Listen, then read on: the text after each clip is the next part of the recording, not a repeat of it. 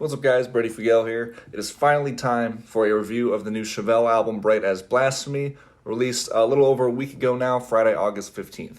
First things first, a huge shout out and a thank you to everybody who tuned in to the Chevelle discography ranking that I uploaded. I know I got a few subscribers from that. I appreciate you guys a lot. And I also appreciate the patience as I kind of figure my way through this album, because it is a very nuanced album, especially in this Chevelle catalog as a whole. But the good news is, me having taken so much time to prepare for this review and listening to this album so much, I feel like I'm a lot more familiar with it, and I'll have probably a lot better things to say about it than I would as if I, uploaded a video the day after. Something that stuck out to me right away, though, from the singles to an extent, but more so the full album, is that production-wise, this might be Chevelle's best sounding album to date. I just feel like everything leaps out of the speakers more to me than the typical Chevelle type production. And they've always had good production, but this album, it's different. The drums sound really thick, especially the kick drum. The guitar tone is clear and accessible, but it still has that grit to it that gives those riffs just the necessary punch that they need.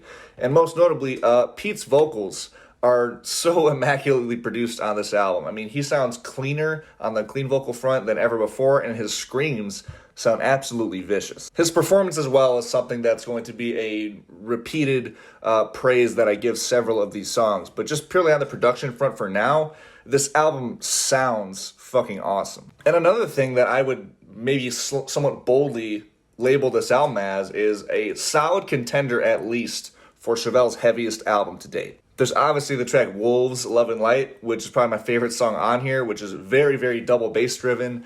I was a little worried at first when that really caveman style chuggy riff kicked into the intro, because I really didn't want that to be the main riff of the song.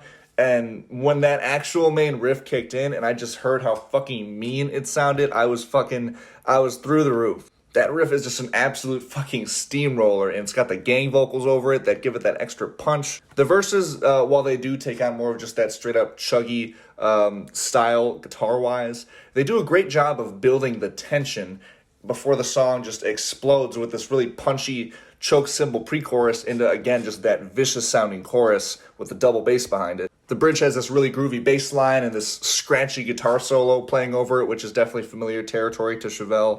And the way they bring kind of multiple riff ideas back near the end of the song, but in slightly different styles, I thought was a really nice touch to kind of progress the song further. And then those backwards, whispery vocals at the end of the song sound sick.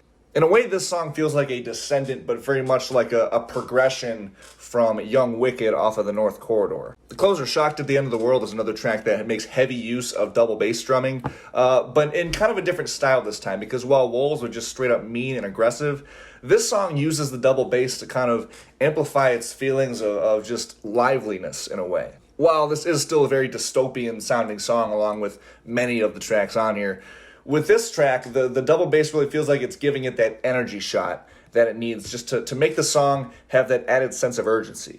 And of course, it's, contrasted with those really just punchy, stomping verses, and near the end of the song, the guitars take on more of a thrash metal influence. I thought that was cool. There's also the really hooky, groovy track Karma Goddess on here, where again, the guitar riffs in particular just are the really driving force of the song. On this song, they're just so fucking catchy, and I especially love that chunky bridge riff as well. Also, of course, shout out the two-part track Cowards, Rabbit Hole, and Jim Jones, parts 1 and 2, as just Chevelle really cranking up the heaviness, especially on Jim Jones, which is dominated by two just absolute earworms of guitar riffs. The verse riff in particular being just straight up classic Chevelle in a way that it has that eerie vibe to it, but it's so fucking catchy at the same time. And then on Rabbit Hole, I really enjoyed how that quirky little intro guitar riff comes back later in the song as the bridge in more of a full-fledged, powerful riff style. I like that progression as well. The opener, Pale Horse, and AI Phobias too have their heavy moments. And the thing about this album that maybe impresses me the most is that Chevelle really sounds like they just kind of got more elastic on this album between the heaviness and also the melody and the more emotive ideas. The most glaring example of the latter for me is the amazing kind of almost dark folk leaning track Blood Out in the Fields. This song is completely new territory for the band, and they absolutely killed it.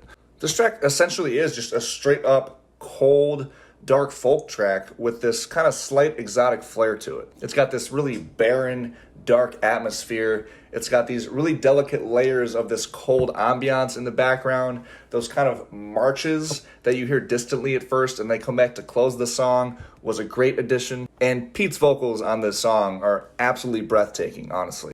This track might just be his best vocal performance like ever in the Chevelle catalog, period. He sounds so good on this song. And another track that I really enjoy in here that really like kind of emphasizes Pete's clean singing on here is the track Hallucinations, which instrumentally kind of takes a back seat in a way for the vocals to take front and center stage. But the thing is, the vocal performance on this song is so good that you hardly even notice that.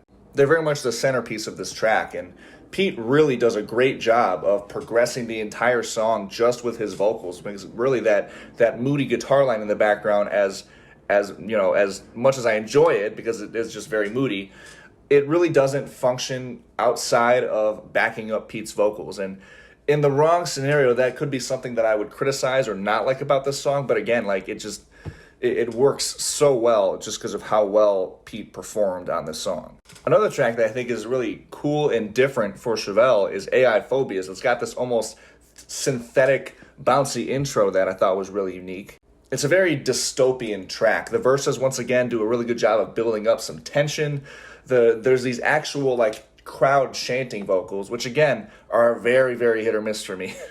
But in this song, I think they really add to the dystopian vibe that the song was going for.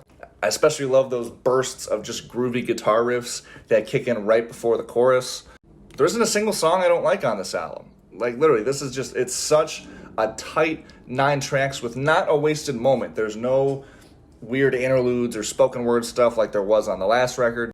It's just straightforward, straight ahead, great, diverse songs that all feel like they have something new to bring to the album.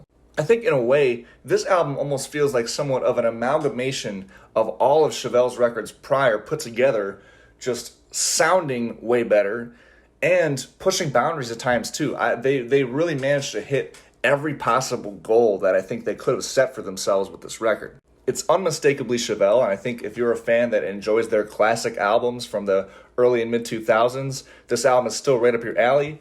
It's got the heaviness of Chevelle's 2010s output, and it's still got that experimentation of the last record in a way, but it's done in my opinion, newer, fresher, and more creative ways. There are some very slight elements on this record that I think hold it back from being what I would call a masterpiece. But even despite that, I'm able to listen to the album fully all the way through and pretty much enjoy every second of it. One thing that detracts very, very slightly for me is that these songs, several of them, honestly, most of the tracks, as great as they are, they feel a little bit long to me.